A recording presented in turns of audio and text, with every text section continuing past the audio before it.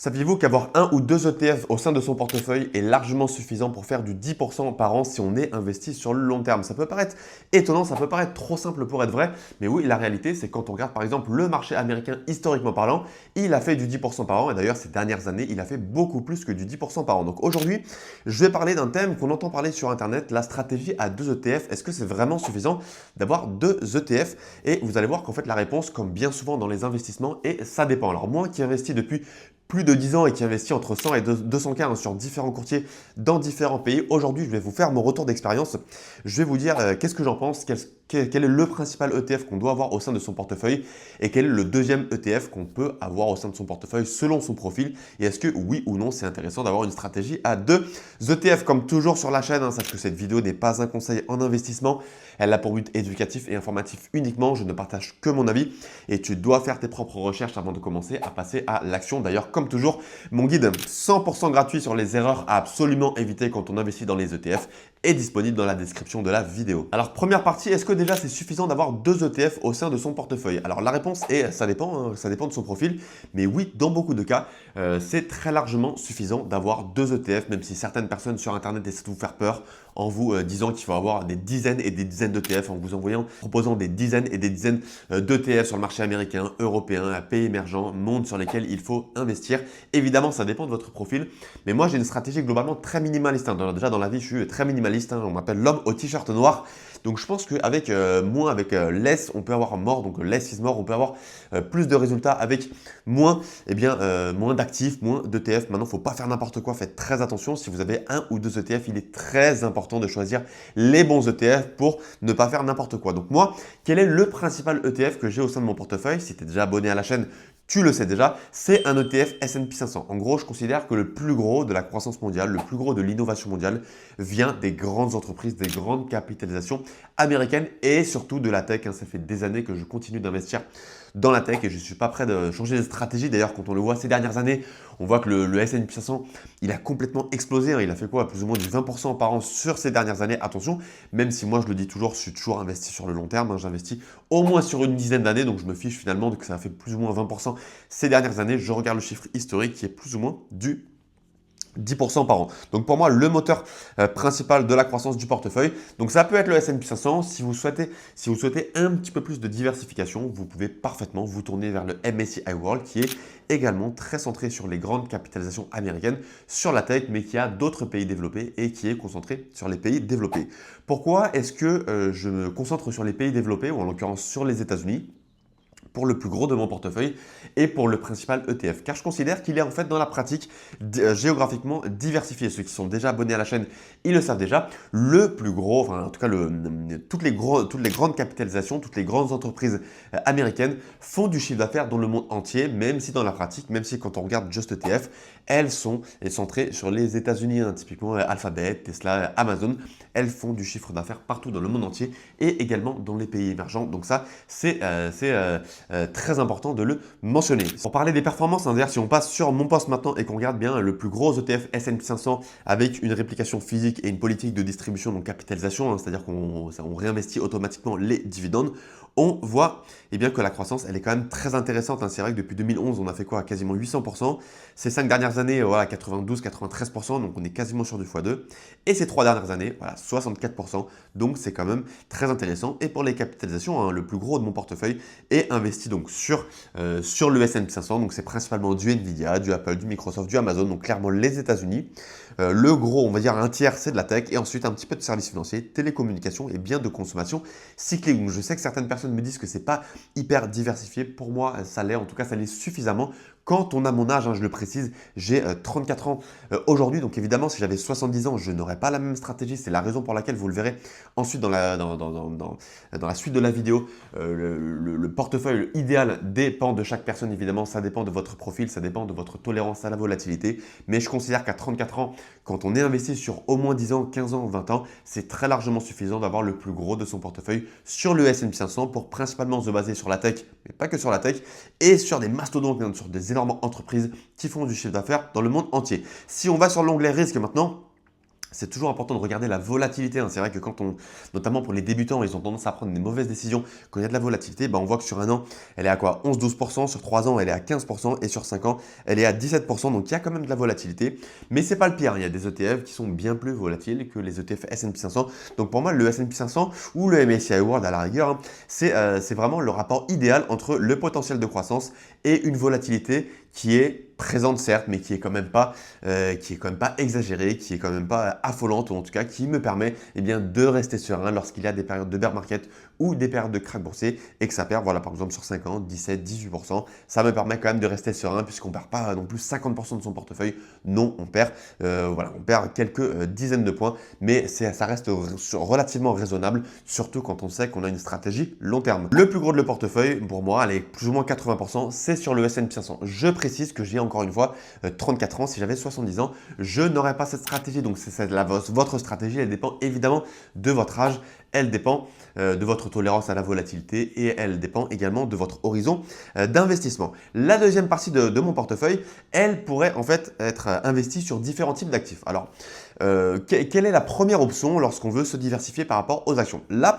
deuxième option, la première option pour se diversifier par rapport aux actions, c'est d'investir sur des obligations. Alors en gros, quand vous investissez sur des actions, vous le savez très certainement, vous détenez des parts d'entreprise. Donc vous investissez dans des entreprises. Par exemple, quand vous investissez sur un ETF S&P 500, vous investissez, et à réplication physique bien sûr, vous investissez en un seul clic, hein, vous êtes super diversifié.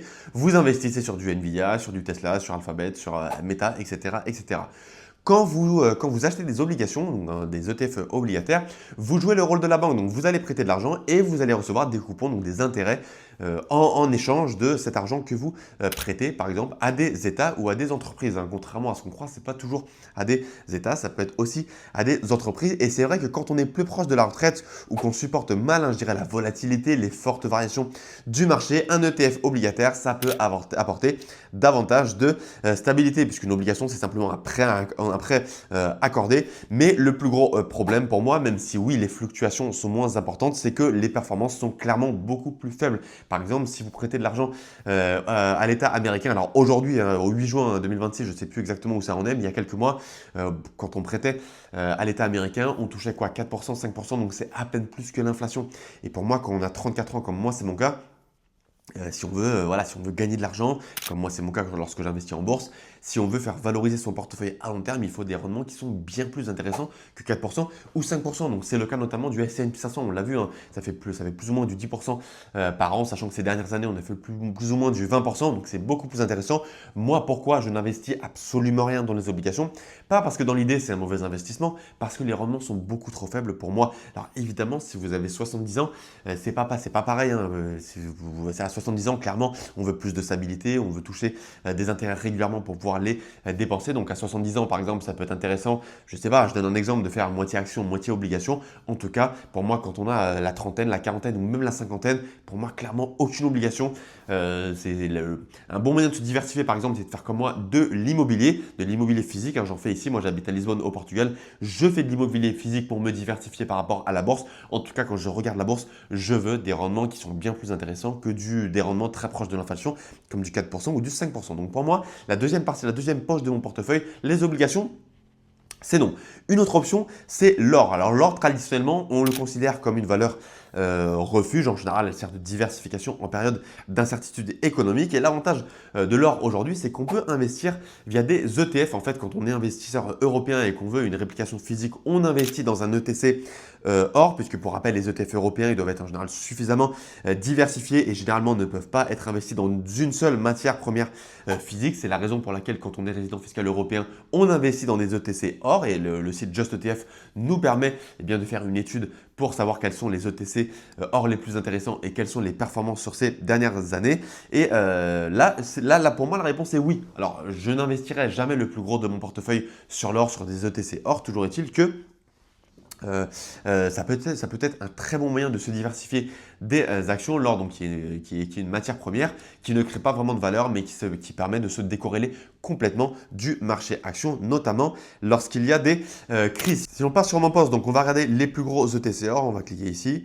tous ceux qui apparaissent, évidemment distribution, capitalisation, puisqu'il n'y a pas de dividende, hein. On va cliquer sur le plus gros, tout simplement, réplication physique, ça c'est très bien, 0,12% de frais à l'année, bon, c'est pas excessif, et quand on regarde les performances ces dernières années, eh bien on voit que c'est quand même super intéressant. Alors attention, hein, c'est pas parce que, je dis toujours sur la chaîne, hein, les performances passées ne préjugent pas des performances futures, et c'est vrai que pendant longtemps, l'or, eh bien ça a fait beaucoup de ça a stagné, ça n'a pas beaucoup augmenté, et bien là sur ces dernières années, ça a vraiment explosé. On voit qu'en 3 ans, on a fait plus de 100%, notamment, je ne sais pas si vous vous souvenez, hein, pour ceux qui étaient investis un petit peu sur l'or, moi c'était mon cas, typiquement entre l'été 2025 et début 2026, ça a vraiment explosé. Donc sur 3 ans, quasiment 105% et sur 5 ans, 140%. Donc c'est vraiment énorme. Moi j'ai vu mes ETC or vraiment exploser. Donc ça c'est super. Mais encore une fois, ça ne veut pas dire qu'il se passera la même chose sur les prochaines années. D'ailleurs, ça a pas mal chuté sur ces derniers mois. Toujours est-il que dans la pratique, voilà, c'est bien selon moi d'investir un petit peu sur l'or pour se diversifier, d'avoir une valeur refuge par rapport au marché action. Et enfin, la troisième option, c'est de réinvestir également sur les actions. Donc pourquoi pas d'investir 100% en actions. Alors si vous investissez sur les actions encore dans votre deuxième poche, dans votre deuxième ETF, c'est pas forcément un deuxième ETF qui est également S&P 500 ou également MSCI World. Alors je précise qu'il est tout à fait possible, si vous êtes tolérant à la volatilité et que vous êtes jeune, d'avoir un portefeuille 100% investi dans le S&P 500 ou dans le MSCI World. C'est encore plus le cas si à côté, par exemple comme moi, vous avez de l'immobilier physique. Alors moi, c'est pas ce que je fais, je suis pas à 100% dans le S&P 500, même si le plus gros de mon portefeuille, il est sur le S&P 500, mais c'est tout à fait possible d'être 100% en action. Alors qu'est-ce qu'on peut faire? C'est par exemple si vous avez du MSCI World ou du S&P 500 à disons plus ou moins 80%, eh bien vous pouvez ensuite avoir 20% sur le Nasdaq si vous croyez vraiment en la tech et que vous êtes très tolérant à la volatilité. D'ailleurs, j'ai fait cette semaine une vidéo sur la comparaison entre le S&P 500 et le Nasdaq, hein, n'hésitez pas à aller la voir. C'est pour les actions, il est également possible d'investir sur les pays émergents. Alors moi, je ne suis pas trop fan des pays émergents. D'ailleurs, historiquement, ils n'ont pas une très bonne performance. Je considère que je préfère en fait investir sur le S&P 500 en tout cas les plus grosses capitalisations américaines qui font du chiffre d'affaires dans le monde entier et dans les pays émergents pour profiter de la croissance des pays émergents plutôt que d'investir directement dans les pays émergents. J'ai fait également une vidéo récemment où je compare le S&P 500 et les ETF pays émergents, allez la voir, hein, je parle notamment de l'instabilité politique, hein, qu'il y a dans les pays émergents. Pour moi, c'est quand même assez flou, donc je préfère directement investir sur les grandes capitalisations américaines. Mais voilà, j'ai un tout petit peu, sur DEGIRO, il me semble, j'ai un ETF pays émergents, une toute petite partie de mon portefeuille qui investit sur les ETF et pays émergents pour me diversifier, mais c'est vraiment mineur, hein, j'investirai jamais typiquement 15% ou 20% de mon portefeuille sur les pays émergent. C'est possible également d'investir sur l'Europe. Alors moi, pendant il y a quelques années, j'investissais sur un petit peu sur l'Eurostock 50. Ça a pas mal performé. Aujourd'hui, pourquoi est-ce que je le fais plus? Parce que je considère que les grandes entreprises européennes, elles sont assez vieillissantes, très peu innovantes, hein. Je ne vais même pas parler du thème de la fiscalité. Je préfère encore rester sur les grandes capitalisations américaines qui pour moi sont le cœur de la croissance, le cœur de l'innovation, le cœur de la tech qui a beaucoup plus de potentiel. Mais si vous croyez encore en l'Europe, si vous croyez encore dans les grandes entreprises européennes, pourquoi pas investir un petit peu sur l'Eurostock 50, sur l'indice Stock 600. J'ai également fait récemment une vidéo sur la comparaison entre l'indice Stock 50 et Stock 600 quand on veut investir sur l'Europe. N'hésitez pas à aller la voir. Donc voilà, pourquoi pas se diversifier un petit peu en investissant sur l'Eurostock 50. Vous l'avez compris, la meilleure stratégie, il n'y a pas une seule et meilleure stratégie. La meilleure stratégie, elle dépend avant tout de vous, de votre tolérance à la volatilité, de votre âge, de votre horizon d'investissement. Donc le plus gros de mon portefeuille, moi, reste sur le S&P 500. Ensuite, il est possible d'investir un petit peu sur l'or, un petit peu sur les obligations, un petit peu sur d'autres actions comme les actions donc Nasdaq, les actions Europe, les actions pays émergents. Je précise également que si vous avez des connaissances très avancées en finance, vous pouvez également faire du stock picking. J'ai quelques actions au sein de mon portefeuille, pas beaucoup. Moi, j'avais investi par exemple sur du Palantir, j'avais investi sur du Tesla, car pour moi, en termes voilà, quand j'avais regardé les bilans, les PER, à l'époque où j'investissais dessus, c'était intéressant. D'ailleurs, c'est vrai que ce sont des actions qui ont bien performé, notamment Palantir, elle a vraiment explosé. Mais attention, si vous êtes débutant, si vous n'avez pas de bonnes connaissances en finance, comme moi c'est mon cas, parce que c'est vrai que moi j'ai fait un master dans une école de commerce avec une spécialité en finance et je me renseigne très régulièrement sur la finance, donc je sais ce que je fais, hein, je sais de quoi je parle, mais faites très attention si vous n'avez pas de très bonnes connaissances en finance. Je déconseille à tout le monde de faire du stock picking et d'ailleurs les études Spiva le montrent, hein, La plupart des fonds actifs avec des professionnels font moins bien, eh bien, que les investissements passifs, font moins bien que leur benchmark, font moins bien que l'indice de référence. Donc, voilà. Encore avec less is more, on a beaucoup plus de performance selon moi avec les investissements passifs qu'avec les investissements actifs. Donc voilà, ça c'était important de le mentionner. On va passer encore une fois sur Just ETF pour regarder ce qui se passe par exemple lorsqu'on veut investir sur les pays émergents. On va aller sur la plus grosse page, voilà, on va regarder les plus gros ETF pays émergents. On va regarder une distribution comme sur capitalisation, hein, je ne l'explique plus, hein, je l'ai déjà dit dans plusieurs vidéos pourquoi, selon moi, la stratégie à dividende est complètement sous-optimisée d'un point de vue fiscalité, même d'un point de vue rendement, performance à long terme. Donc on va prendre le plus gros et on va regarder la performance. On voit que sur 5 ans, donc ça fait 43%, on est très largement en performance, très largement inférieur aux performances du S&P 500.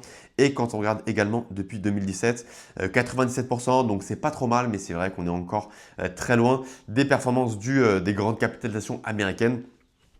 Ces dernières années, donc ça a bien performé, hein. Sur 3 ans, on a fait 70%, donc c'est très bien. Mais historiquement, je trouve que les performances quand même sont très mitigées des pays émergents. Si on regarde également les ETF, donc Eurostock 50, on va taper et on va aller dans les plus gros ETF Eurostock 50. On va mettre le site Just ETF en français. C'est vrai que moi, je travaille en général en anglais parce que j'ai pris l'habitude, mais on peut parfaitement passer le site Just ETF en français. On va également regarder capitalisation comme toujours. Et le plus gros, il est de iShares.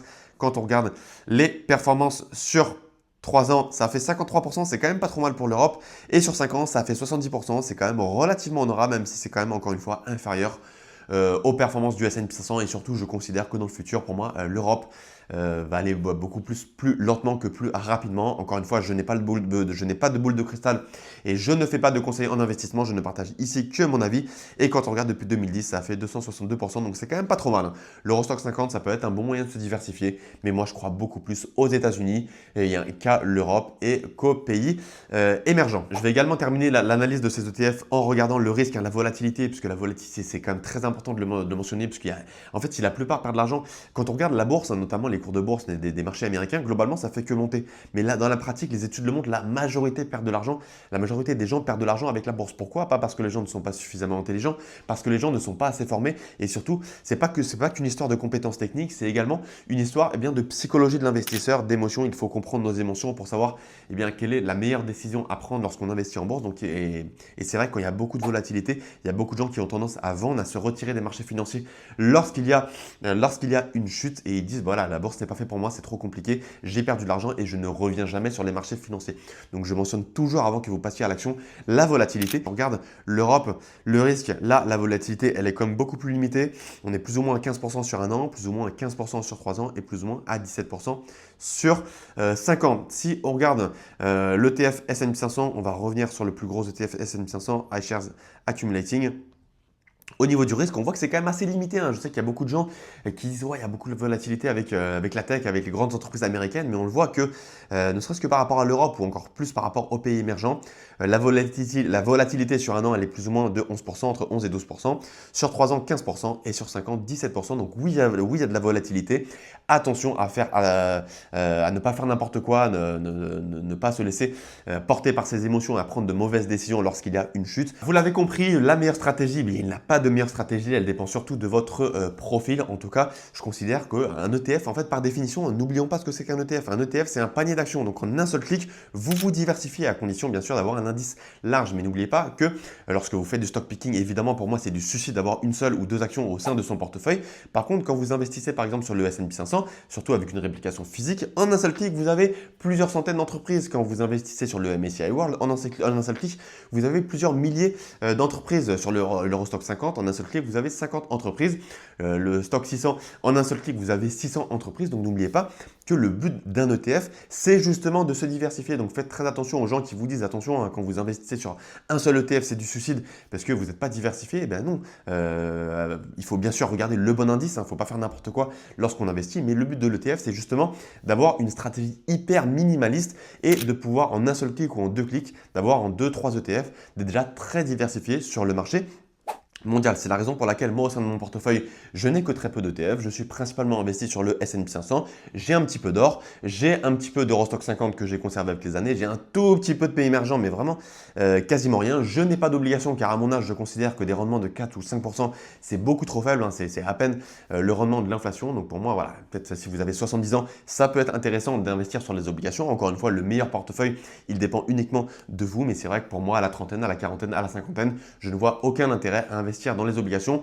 À la rigueur, d'avoir un petit peu plus de stabilité au sein de son portefeuille si vous n'êtes pas très tolérant à la volatilité. Mais pour moi, la volatilité, quelque part, je m'en fiche puisque je sais que je suis investi sur 10 ans, sur 15 ans, sur 20 ou sur 20 ans et que je suis formé lorsqu'il y a une chute de 20, de 30 ou de 40%. Je ne vends pas, je reste investi sur les marchés financiers. Donc, je sais que je prends la bonne décision lorsqu'il y a des grosses chutes. Mais évidemment, ce n'est pas le cas de tout le monde. Je sais qu'il y a beaucoup de gens, même s'ils sont formés, ils continuent de prendre la mauvaise décision quand ils voient des chutes de 20, de 30 ou de 40%. Donc, dans ce cas-là, peut-être qu'investir sur des actifs qui sont moins volatiles comme des obligations, ça peut être une bonne décision pour vous. Évidemment, je ne prends pas la bonne décision, les décisions à votre place et surtout, je ne fais pas de conseils en investissement. Donc, continuez toujours de vous former et de regarder régulièrement des vidéos sur la bourse. Si vous souhaitez passer à l'action ou si vous allez prochainement passer à l'action. Voilà donc pour cette vidéo. Hein, comme toujours, dans la description de la vidéo, vous avez mes courtiers préférés et des codes bonus si vous souhaitez donc passer à l'action de façon plus rapide et efficace. En commentaire, n'hésitez pas à me dire quel est votre portefeuille. Je réponds à tous les commentaires. Est-ce que vous êtes d'accord avec moi avec quelques ETF? Est-ce qu'on a une stratégie optimisée ou est-ce que selon vous, il faut avoir beaucoup d'ETF ou des actions ou d'autres types d'actifs au sein de son portefeuille? Si ce n'est pas déjà fait, on s'abonne à la chaîne et on lâche un pouce bleu, ça m'aide dans mon travail et ça fait plaisir à l'algo. Et je vous dis à très bientôt pour une prochaine vidéo sur la bourse et sur les ETF. Ciao, ciao.